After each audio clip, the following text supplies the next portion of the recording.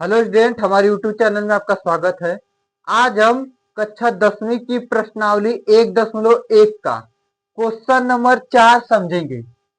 तो question number 4 दिया हुआ है, HCF कोष्टक में 306 कामा 657 बराबर 9 दिया है। एलसीएम कोष्टक में दिया 306 कामा 657 ज्ञात कीजिए। कहने का अर्थ है कि HCF दिया हुआ 306 और 657 का HCF 9 दिया हुआ है और 306 और 657 का एलसीएम ज्ञात करना है। तो इसका एक सूत्र होता है दो संख्याओं का गुणनफल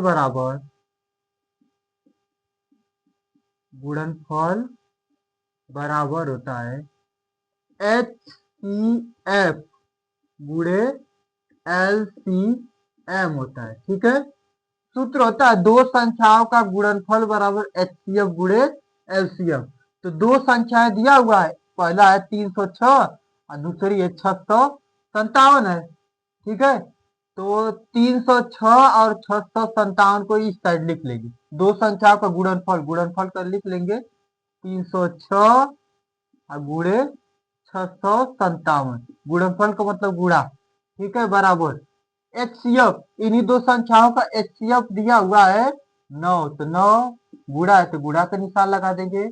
एलसीएम हमें ज्ञात करना है इन्हीं दो संख्याओं का, एलसीएम को एलसीएम ही रहने देंगे। ठीक है, अब ये 9 क्या है, गुणा में, इधर आएगा तो भाग में हो जाएगा।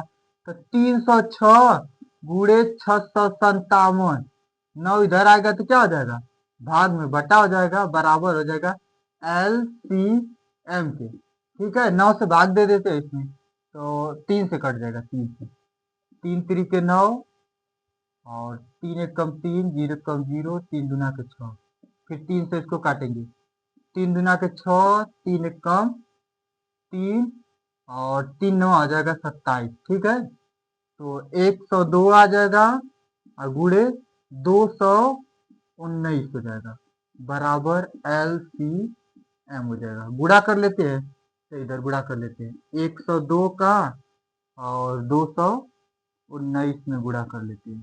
ठीक, 9 दूना के 18, 2 कम 2 3, 2 दूना के 4, 0 0 0, 9 1 2 8 3, 9 4 13 को 3 2 2।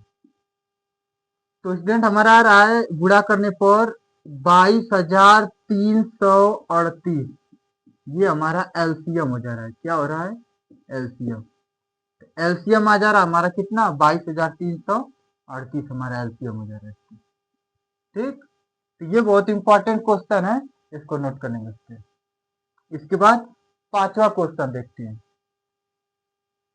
तो स्टूडेंट क्वेश्चन और 5 दिया हुआ है, जांच कीजिए कि क्या किसी प्राकृतिक संख्या n के लिए संख्या 6 की घात n अंक 0 पर समाप्त हो सकती है। तो n एक क्या है, प्राकृतिक संख्या है। प्राकृतिक संख्या क्या होता है, जो 1 से शुरू होता है, जैसे 1 कामा 2 कामा 3 कामा 4 कामा 5। ठीक है, डॉट डॉट डॉट इनफाइनाइट तक होता है। ठीक है, 1 से शुरू होती है जो संख्या और अनंत तक जाती है, जैसे 1 2 3 4 5 6 7 8 9 10, ये सब प्राकृतिक संख्याएं होती हैं। ठीक है, हमें ज्ञात करना है कि 6 की घाते n है, मतलब कि n का मान कुछ भी 1 2 3 4 5 कुछ भी हो सकता है। अब बताना है कि क्या है, 0 पे समाप्त होगा। 6 की घाते n है, n का मान कुछ भी हम रख सकते हैं, 1 2 3 4 5, तो रख कर देखेंगे।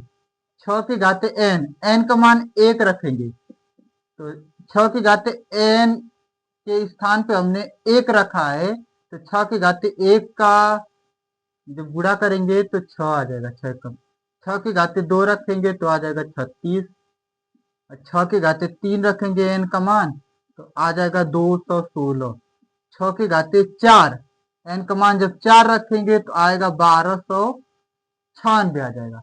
ठीक है, ध्यान से देखेंगे तो 0 पे नहीं समाप्त हो रहा है, यह 6 पे समाप्त हो रहा है। ठीक है, यहाँ भी 6 है, यहाँ भी 6 है, यहाँ भी 6 है, यहाँ भी 6 है।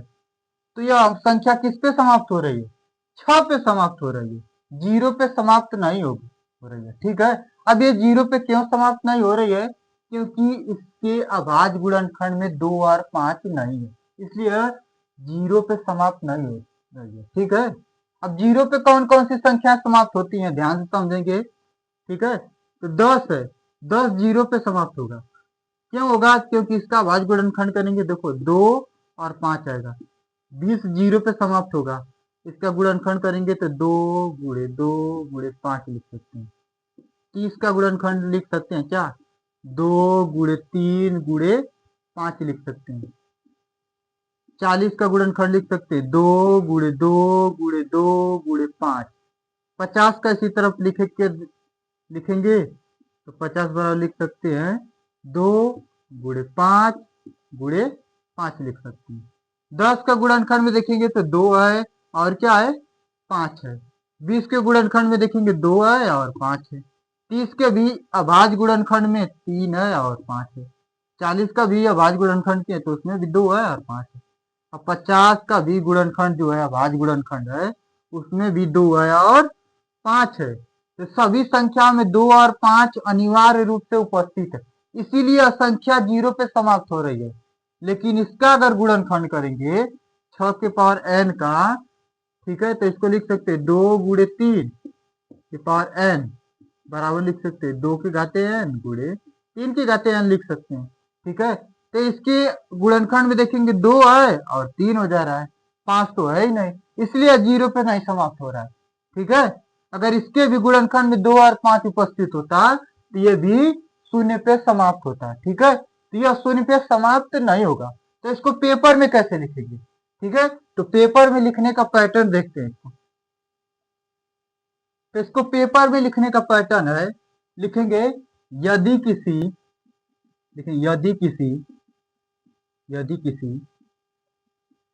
संख्या के अभाज्य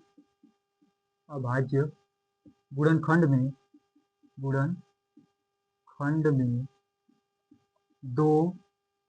और 5 दोनों उपस्थित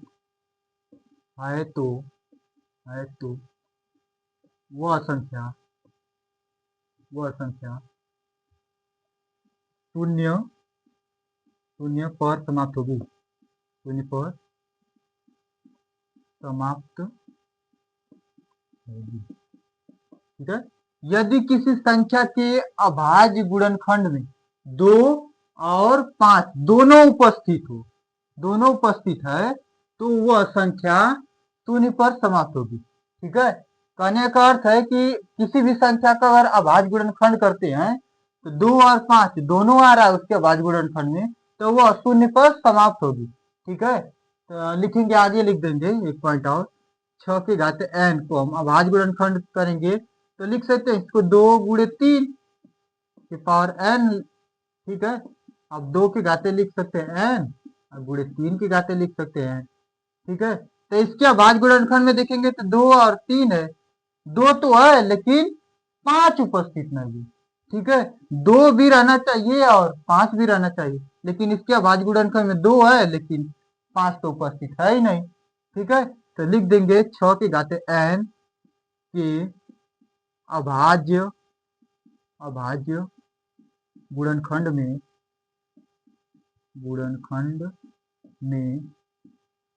5 उपस्थित नहीं है, इसलिए यह शून्य पर समाप्त नहीं होगी, शून्य पर समाप्त नहीं होगी। ठीक, 6 के घाते n के अभाज्य गुणनखंड में 5 उपस्थित नहीं है, इसलिए वह शून्य पर समाप्त नहीं होगी। ठीक है, 6 का भी गुणनखंड किए हैं, इसमें 2 है और 3 आ रहा है, 5 है ही नहीं, तो यह शून्य पर समाप्त नहीं होगा। ठीक है स्टूडेंट, इसको नोट कर लेंगे। उम्मीद करते हैं यह वीडियो आपको अच्छा लगा है। अगर अच्छा लगा है तो एक लाइक बनता है। धन्यवाद।